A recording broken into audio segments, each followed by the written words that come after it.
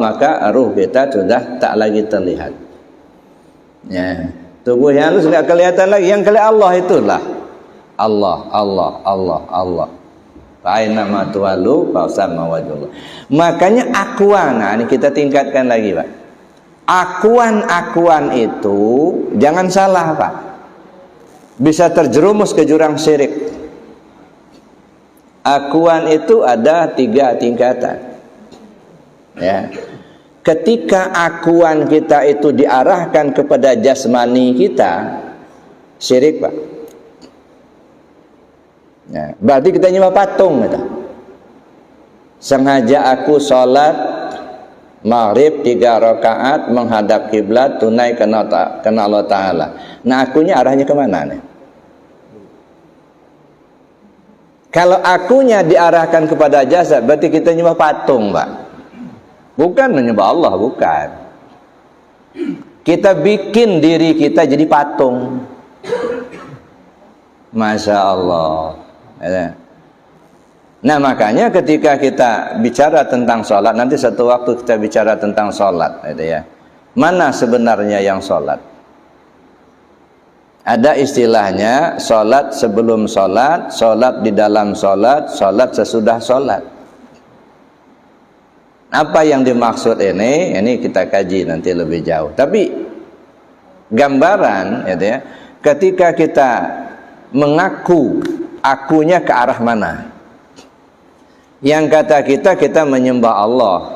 Apa yang kita persembahkan sama Allah? Apa isi sesembahan? Nah, ini sudah kita bahas beberapa waktu yang lalu.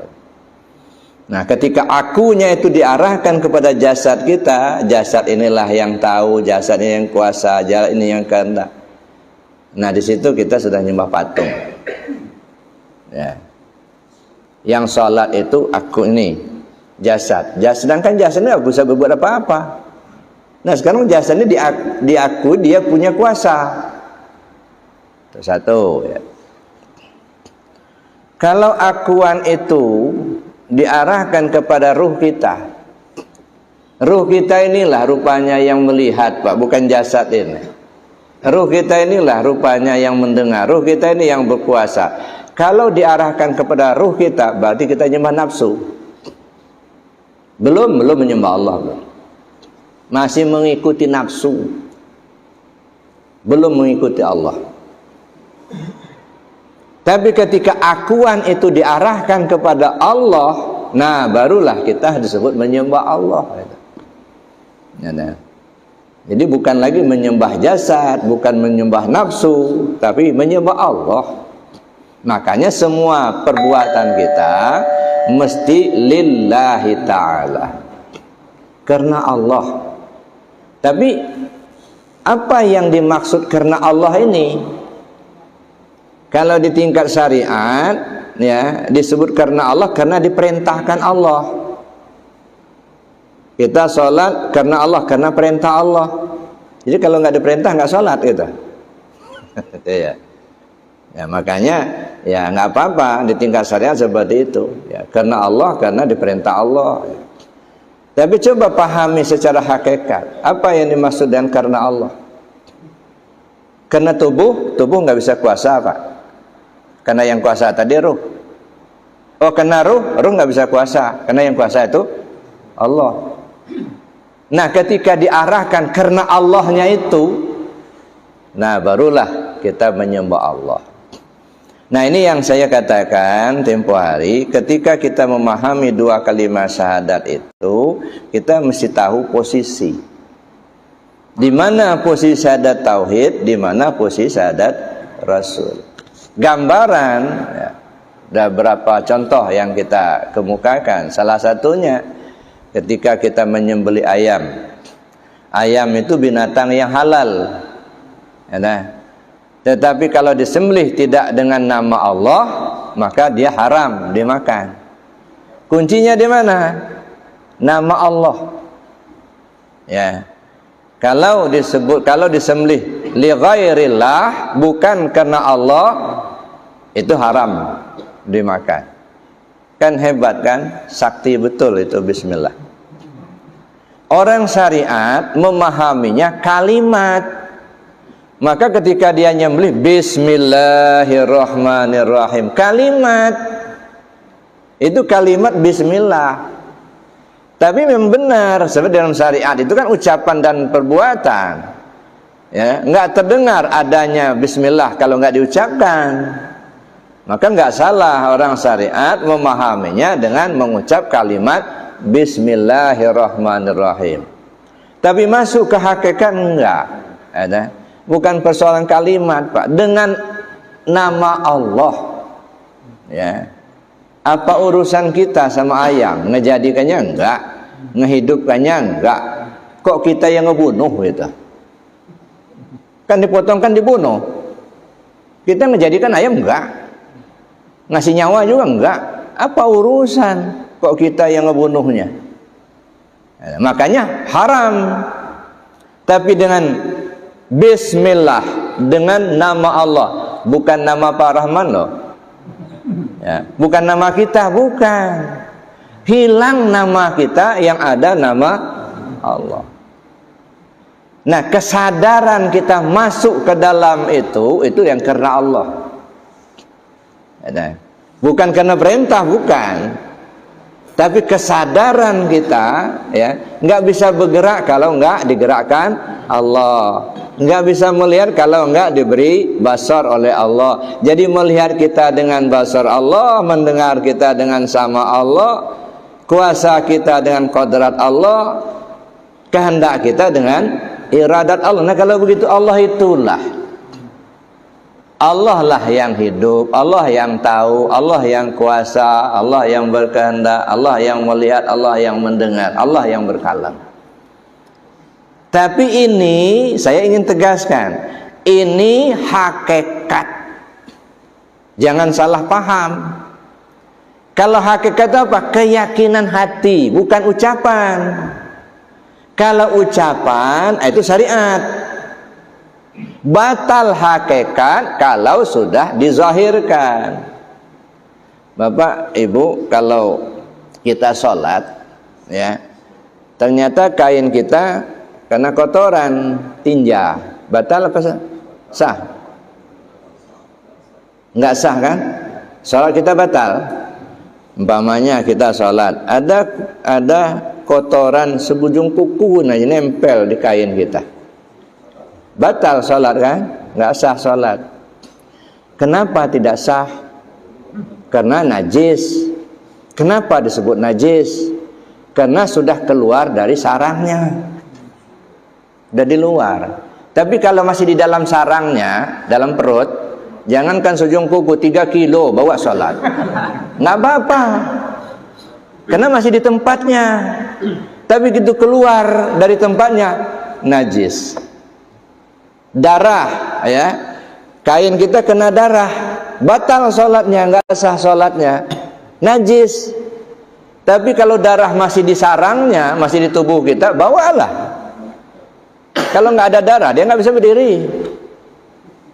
Masih ada darah, tapi masih di tempatnya. Itu artinya apa? Hakikat itu di dalam, bukan di luar. Ya. Jadi nggak bisa diucapkan, tapi diyakini. Makanya belajar tasawuf, belajar menempa keyakinan. Ya. Menempa keyakinan kita. Ya. Kalau kita belum belajar tasawuf, yang kita tahu kan cuma syariatnya. Sholatnya berdiri, ruku yang tidak sujud, baca ini, baca itu bacaan, itu perbuatannya. Ya. Nah, tapi isinya mana? Belum kita belajar tasawuf, yang kita tahu berdiri, tegak berdiri betul. Nah, bicara berdiri saja ini sudah macam-macam, Pak. Ada yang jarang, ada yang rapat, ya. Berdiri saja. Nah, makanya kalau yang kita terima dari guru di kampung dulu, kalau salat itu berdiri betul, tegak berdiri betul. Nah, yang tegak berdiri betul itu yang mana? Kaki sejajar bahu. Nah, itu tegak berdiri betul. Kalau sudah begini, ngangkang namanya tuh. Saya belum pernah ketemu dalam kitab itu berdiri ngangkang. Ya dah. Yang ada tegak berdiri betul. Secara syariat yang tegak berdiri betul itu apa? Tubuh. Secara syariatnya, ya, lurus. Hakikatnya yang tegak berdiri betul yang mana? Niat, hati kita. Dari awal sampai akhir gak boleh berubah. Itu namanya tegak berdiri betul. Ada Allahu Akbar. Dari awal Allahu Akbar sampai akhirnya begitu. Niat. Apa niat? Isi hati. Apa yang isi hati kita ini? Terisi apa? Hati itu kan kosong, Pak. Lalu isinya apa? Apa kita isi mobil, isi kebun, isi jabatan, isi duit, gitu ya. Isi aku. Nah, apa isinya? Nah, hati yang kosong tadi diisi. Apa isinya? Lillah, karena Allah. Itu isinya. Ya, oleh karena itu Bapak Ibu yang saya hormati, ketika kita bicara tentang keakuan tadi, itu diarahkan kepada Allah. Maka disebutlah lillah, karena Allah. Salat karena Allah, puasa karena Allah, zakat karena Allah, haji karena Allah. Itu ibadah mahdhah. Nah, sekarang kita kembangkan kepada ibadah ghairu mahdhah, semuanya karena Allah. Ya dah. Misalnya kita bersedekah karena Allah, kita berjalan karena Allah, kita melihat karena Allah, mendengar karena Allah. Ya, sehingga tidak ada lagi perasaan kita bahwa kitalah yang hebat, kita yang kuasa, kita yang kehendak. Makanya ada istilah dan syarat, kalau kamu merasa ada, ya, aku tiada. Tapi kalau kamu tiada, akulah yang ada. Ya. Karena tertutup tadi. Jadi Bapak Ibu yang saya hormati, puasa ini arahnya menuju ke sana. Makanya disebutkan as-saumu li wa ana ajzi bi. Puasa untuk aku dan aku yang menjadi balasannya, bukan surga, bukan pahala lagi urusannya ini. Menuju Allah. Ada. Jadi puasa itu dalam rangka kita menuju Allah. Nah, di dalam Ramadan ini itu ada yang disebut Lailatul Qadar. Nah, marak sekarang ini kan orang mencari Lailatul Qadar, intikaf di masjid, tidur semalam suntuk, nanti bangun-bangun nanti sahur, mana Lailatul Qadarnya nggak datang. Kita dibayang-bayangi kalau Lailatul Qadar itu datang, angin berhembus menjadi berhenti, air mengalir berhenti. Apa pernah orang menemukan begitu, Pak? Udah bertahun-tahun Bapak dan kita semua ya deh, melewati apa namanya Ramadan ini, pernah nggak menemukan begitu? Nah, belum kan? Apa itu kadang itu nggak pernah datang lagi? Ini kan? Nah ini perlu kita renungkan lebih jauh, Pak. Ya, jangan kita terjebak dengan hal-hal seperti itu. Ya dah. Jadi bukan persoalannya kalau Lailatul Qadar itu air yang mengalir berhenti, angin berhembus berhenti. Nah, sehingga ada yang akal-akalan, ya, dibikinnya agar, ya, direndamnya kakinya. Nah, kalau sudah beku, nah ini Lailatul Qadar sudah datang, ya. Enggak begitu, Pak. Lailah itu apa? Malam. Malam itu apa? Gelap. Qadar itu apa? Penentuan. Penentuan itu apa? Terang. Nah, jadi kalau Al-Qadar itu sudah datang, maka yang gelap menjadi hilang. Ya, mana Al-Qadar? Ketentuan Allah. Kalau kita sudah mendapatkan petunjuk dari Allah, itu qadar. Ya, maka gelap menjadi hilang. Tadinya enggak tahu, lalu Allah beri petunjuk, tahulah kita. Nah, qadar itu malam Al-Qadar. Jadi yang gelapnya sudah hilang, terangnya yang datang. Terangnya itu lebih terang dari 1000 bulan. Ma'rifat, Pak. Mengenal Allah. Kalau sudah mengenal Allah, lebih terang daripada ilmu yang lain, Pak. Nah, mengenal Allah, sudah tahu kita dengan Allah. maka ilmu yang lain itu tidak lebih terang dari ilmu ma'rifatnya kepada Allah. Itu Lailatul Qadar, itu artinya gelap ya. Lailah itu gelap. Salah satu contoh, contohnya Sayyidina Umar radhiyallahu anhu, awal mulanya dia benci betul dengan Rasul, Pak. Sampai-sampai beliau bawa pedang terhunus mencari Muhammad. Di perjalanan ketemu orang sahabat. Umar, mau kemana? Mau cari Muhammad. Untuk apa kau cari? Saya mau bunuh dia. Rusak agama nenek moyang kita ini kalau dibiarkan. Umar, Muhammad sekarang sudah banyak pengikutnya. Nggak mungkin lah mereka biarkan saja. Pasti mereka akan bela itu. Lebih baik daripada kau ngurusin Muhammad, lebih baik urusin keluargamu sendiri. Bukankah adikmu Hafsah itu sudah jadi pengikut Muhammad? Benar, benar. Nah, langsung dia ke rumah Hafsah. Ya. Pintu dikunci, digedor. Ya, nggak dibuka sampai digedor, terbuka lah pintu. Begitu dibuka, ya, apa yang kau pegang? Al-Quran. Sini, la yamassu ilal mutahharun. Tidak bisa menyentuh kecuali yang suci. Dak, ditamparnya adiknya sampai berdarah hidungnya. Dan baca. Begitu dibaca itu ya, Toha, surat At-Toha ayat 1 sampai 18. Begitu dibaca, Pak, gemetar sekujur tubuhnya. Ya. Netes air matanya, nangis dia. Akhirnya ditanya, mana Muhammad? Untuk apa kau cari, Kak? Saya mau masuk Islam, kata dia. Langsung dipeluknya adiknya, bertangis-tangisanlah mereka. Kalau begitu, kata adiknya, Muhammad ada di Darul Arqam, berangkat di sana.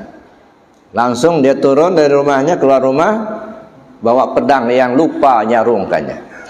Masih dipegang, pedang terunus tadi, tenteng aja, menuju rumah Darul Arqam.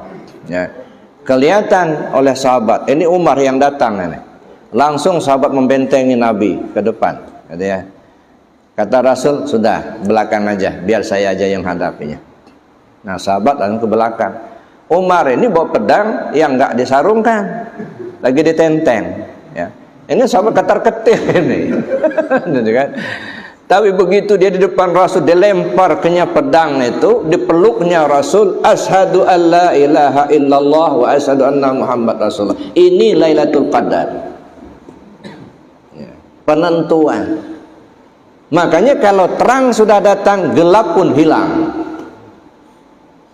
Jadi jangan menghayal, Pak, mau datang Lailatul Qadar itu kayak es datang itu, air beku itu ya.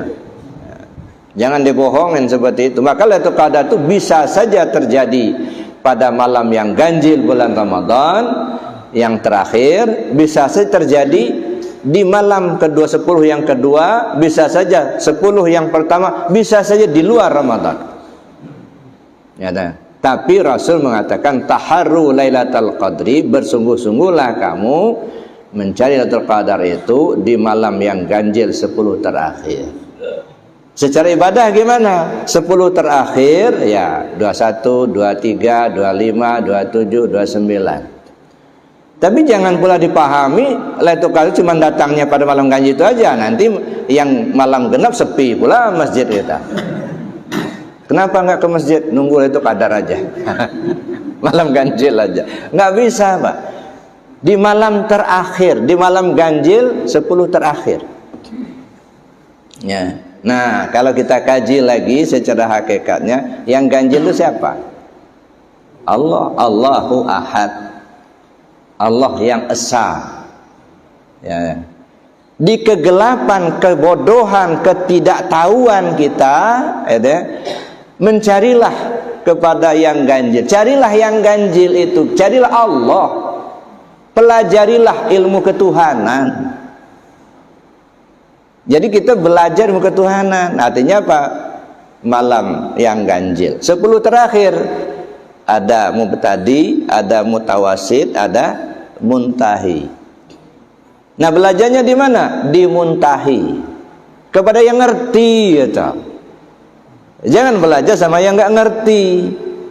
Kita nggak ngerti, belajar sama yang nggak ngerti. Bahasa Lampungnya sekoh pada kagoh, ya.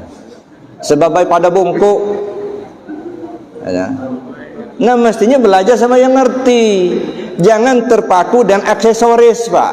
Oh dia profesor, dia sekian lama di Mekah, dia sekian fasih bahasa Arabnya. Itu bahasa Arab gitu ya. Nggak jadi jaminan orang ma'rifat kepada Allah dengan fasih bahasa Arab, Pak. Kalau urusan bahasa Arabnya fasih, terus terang saya waktu ke Mekah tempoh hari ngelihat anak 5 tahun fasih betul Pak bahasa Arabnya. Memang orang sana fasih, kalau urusan fasih bahasa Arab begitu. Nggak jaminan. Oh karena dia profesor, belum tentu Pak di bidang apa dulu gitu. Maka kalau sudah ilmu ketuhanan begini, jangan melihat aksesoris. Ataukah dia doktor, profesor, nggak ada itu. Kenapa? Karena itu hanya aksesoris akademis. Ini ilmu ketuhanan loh. Saya banyak ketemu orang, maaf, mohon ampun pada Allah, SD aja nggak tamat.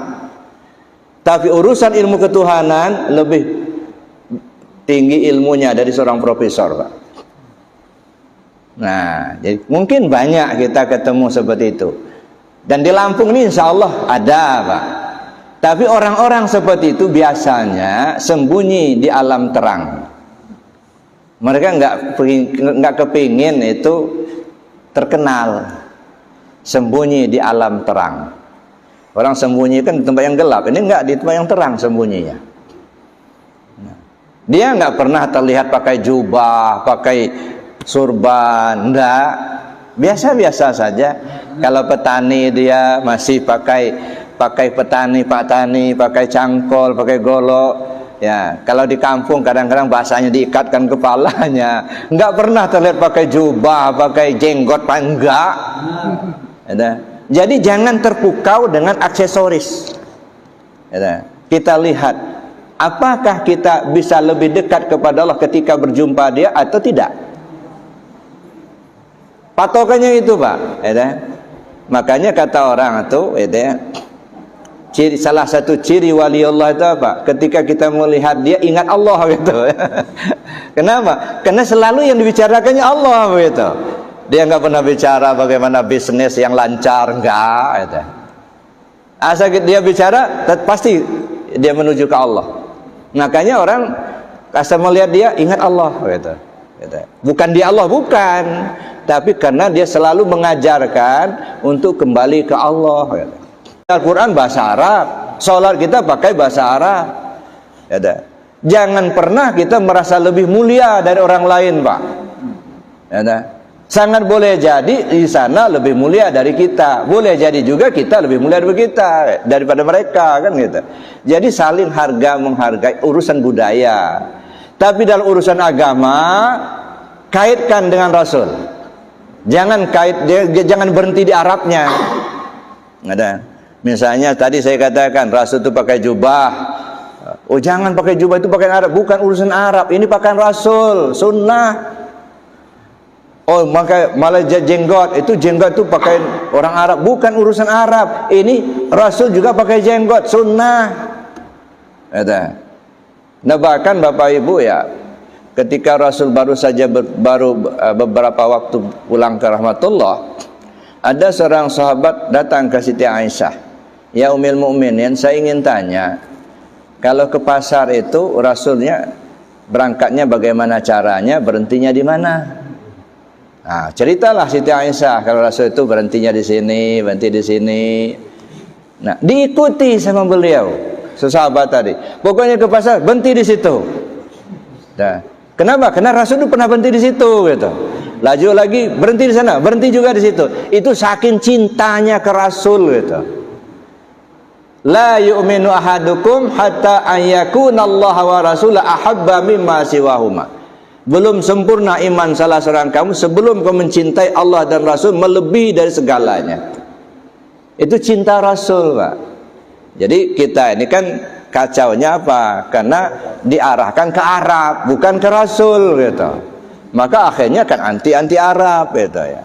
Nah, saya kira demikian, Pak. Ya, kita arahkan ke Rasul lah. Ya, ikuti sunnah Rasul. Ngaji Rasul di Rasul.